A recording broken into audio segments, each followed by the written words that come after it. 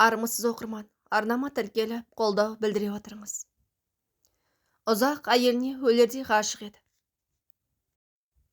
2 айдан кейін сол өз өлердей ғашық болған келіншегіне қол жұмсады. Бұл дүлей томырық мінезіне басып, тананы бостан-босқа ұрды емес пе? Қалай болып еді сол оқиға?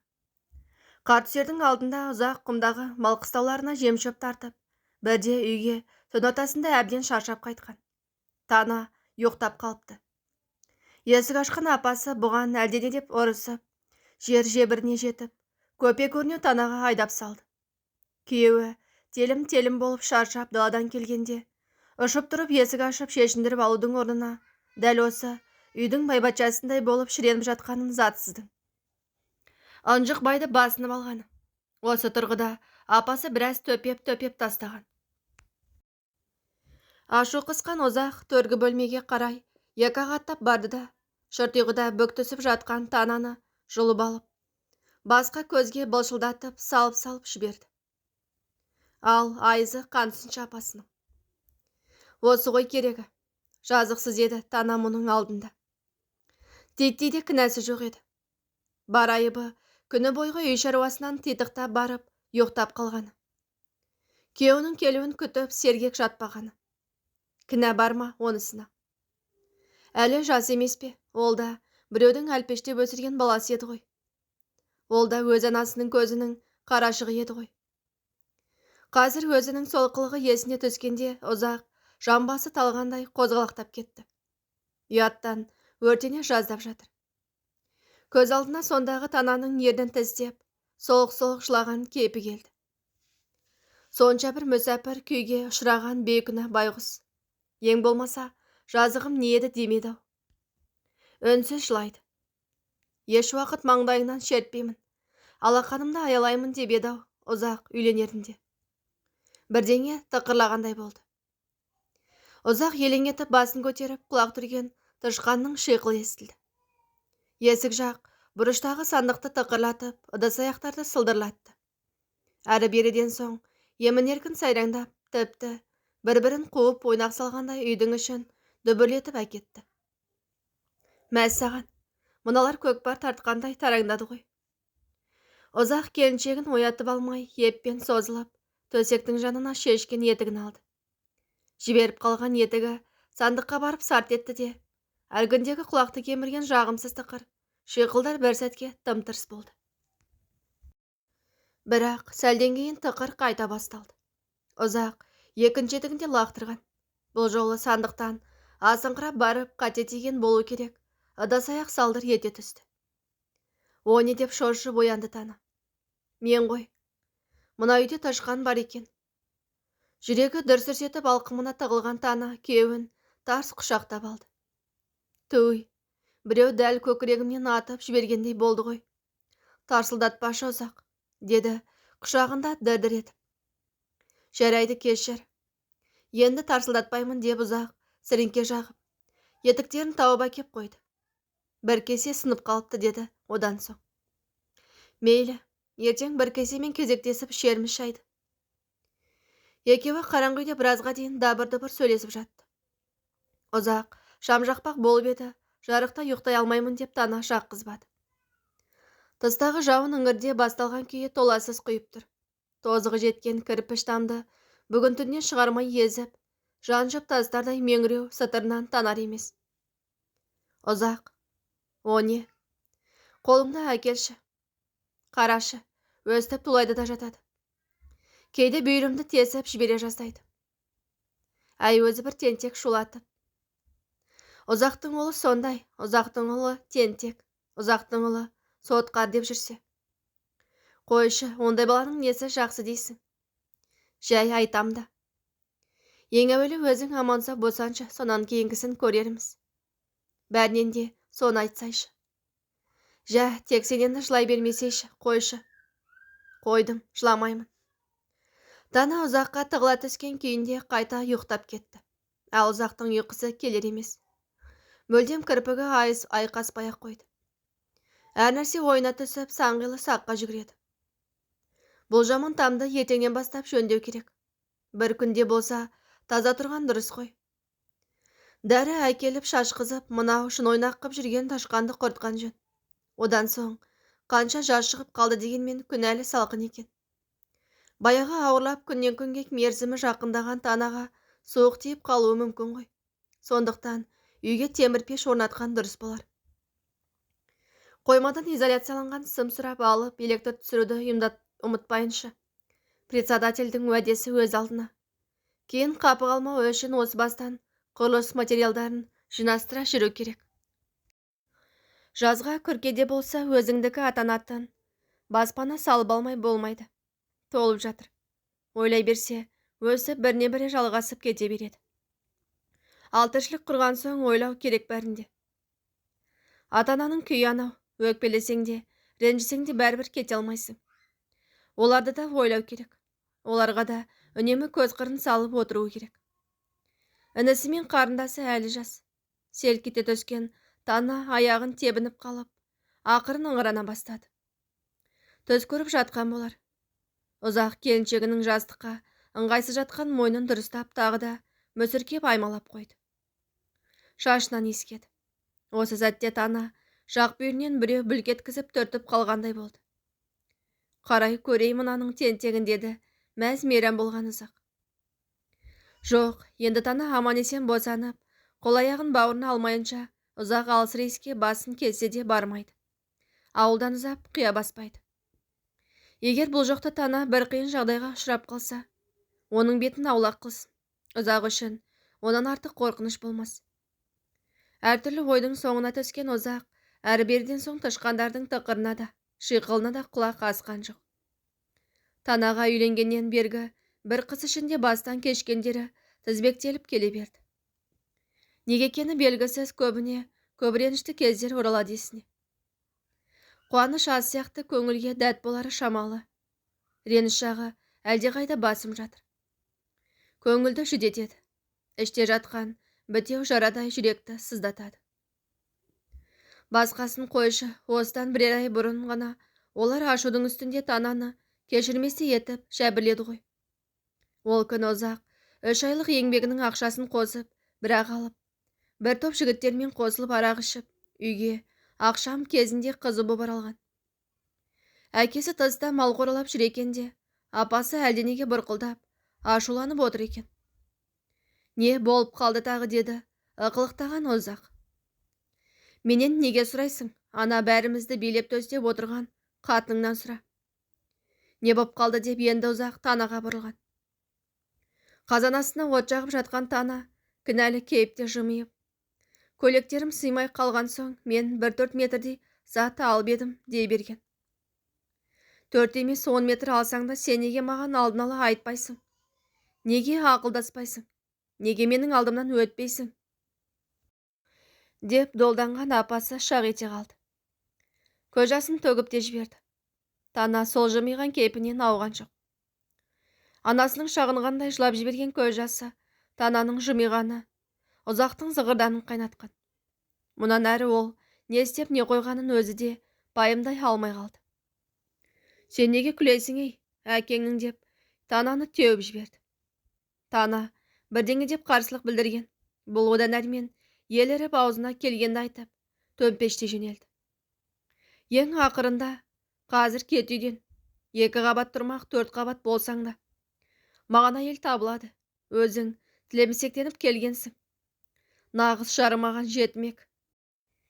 Қара мұны, деп есірткенгені есінде. Тана сол үйде отырған кемімен зытып алды да жөнелді. Ұзақ соңынан қуа шыққан. Дәл табалдырықтың көзінде қарсы келген әкесі таяқпен мұны қақбастан салып қалды. Тумай кеткір деді. Ұзақ қолмен басын ұстап отыра кеткен. Меңзең болған күйде біраздан соң басын көтерген. Кешкі аспанның ымырт пердесінде ауылдың батыс жағындағы биік жотадан үкідей ұшып, асып бара жатқан біреу көрінді. Станцияға баратын төте жолмен тартқан Тана сияқты. Апырмау, анау шынымен де Ағоты шақырымдағы станцияға тартты ма? Өледі ғой. Ашуы тарқап, есін жиған ұзақ өзінің тым ағат кеткенін ұғып, Тананың соңынан шықты. Беті қатқақтаған балшық жол жүруге өте ауыр екен. Ауылдан ұзаған соң ымырт үйіріліп, қас қарайды.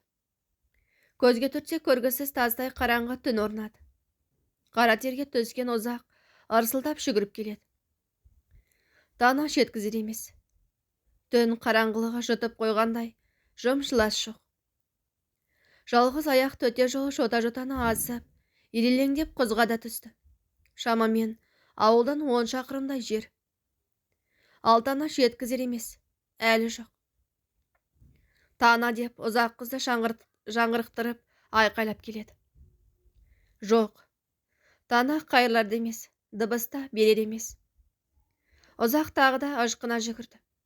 Жол тағы бір ирелеңнен өткенде, анада жерде лапылдап жанып жатқан от шыға келді. От жағып отырған Тана екен. Ұзақ жанына келген, бірақ әйелі оған қайырылған жоқ. Тізесін құшақтаған күйі отқа таяп бүрісіп отыра берді. Ұзақ оны қолтығынан сүйеп сыз жерден тұрғызбақ болып еді, көнбеді. Үндеместен көз жасы ағыл тегіл боталаған күйде бұған бір қарады да қойды. Сол бір қарастың өзінде қаншама қасірет, қаншама мұң бар еді. Жоқ, бұған деген ашу-ыза, шаптығу дегендердің ізі де жоқ. Осынша қорланған, зәбірленген ұзақ емес. О баста алданған, алдартын ойлай алмаған өзін кінәлайтын сияқты. Ұзаққа батқан, күйзелткен жай осы болды. Сол түні айдалада құз ішінде, қыста тартылмай қалған ортамая шөптің түбінде Ұзақ пен Тана от жағып отырып таңдатырды. Ұзақ кешірім сұрап жалынумен болды, бірақ Тана көзі боталаған күйінен ауған жоқ. Не жақсы, не жаман деп ләмдемеді. Бір кезде Ұзақ солқылдап тұрып жылаған. Тана да жылады. Бірақ бәрібір бетінен қайтар түр көрсетпеді. Таңға жуық атқа мініп, әкесі жеткен арттарынан. Қарт атынан түсіп келіп, Тананы маңдайынан сүйіп, жүр қарағым. Танажан, мен келдім ғой артыңнан, жүре ғой балам, деді.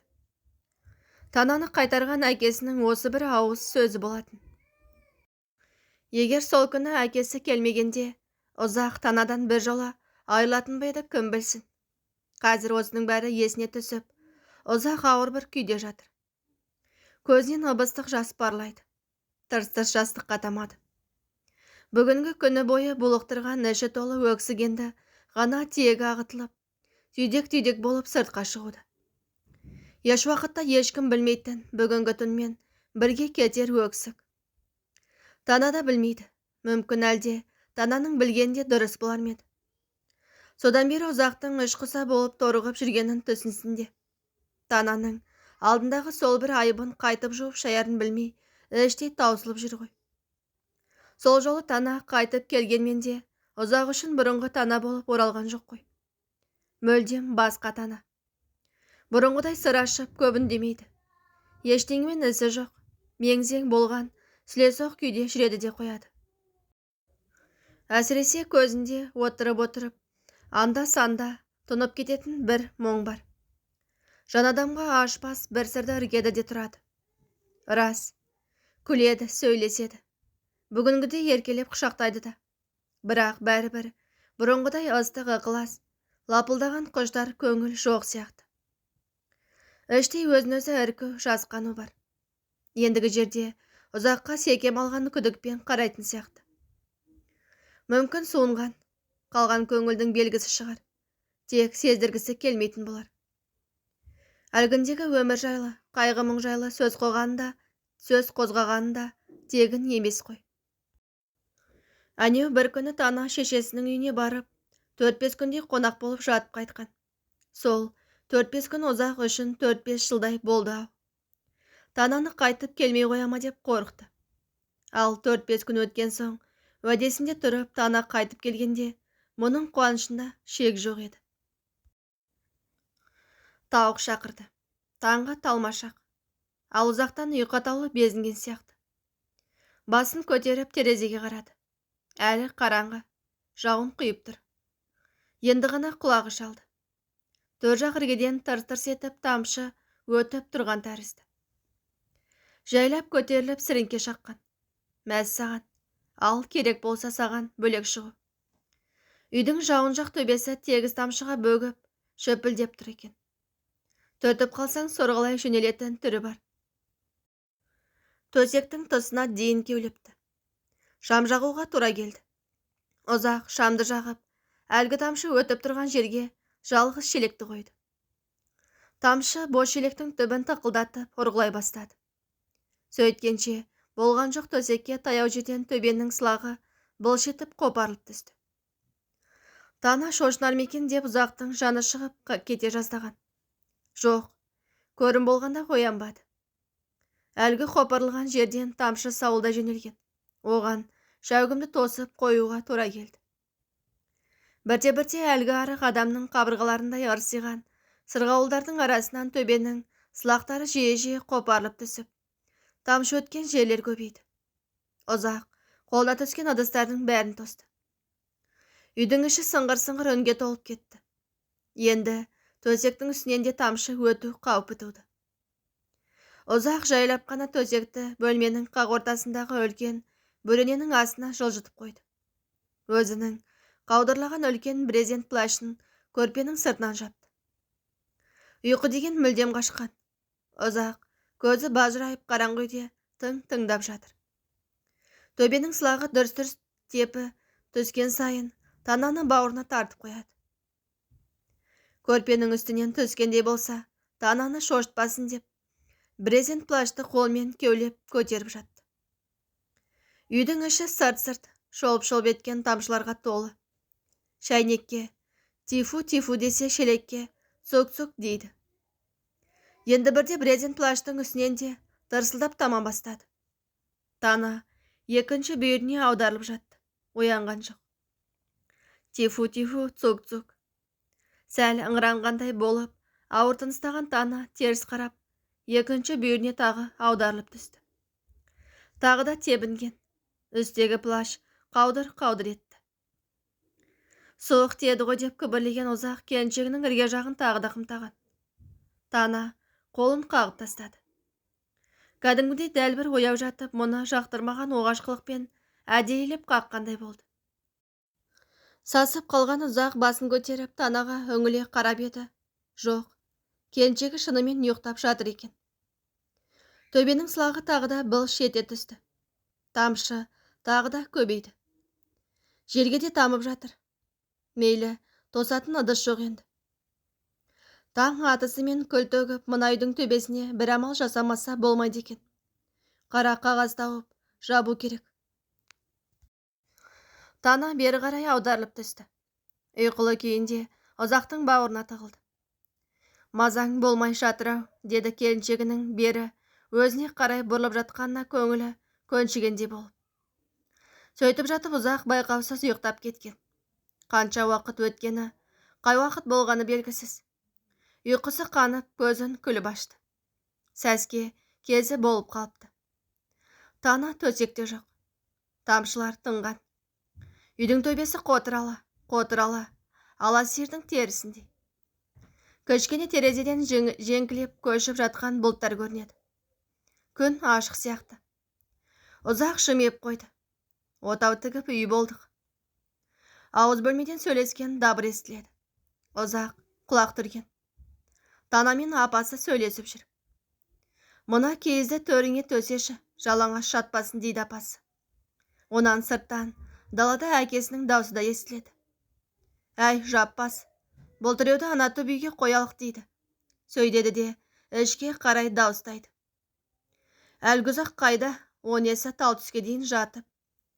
Ұзақ төсек үстінде керіле созылып, белін қайқашты да, болат серпеше қатты серпіліп қалып, ұшып тұрды. Осымен әңгімеміз тамам. Тыңдағандарыңыз үшін рахмет. Авторы Сайын Мұратбеков.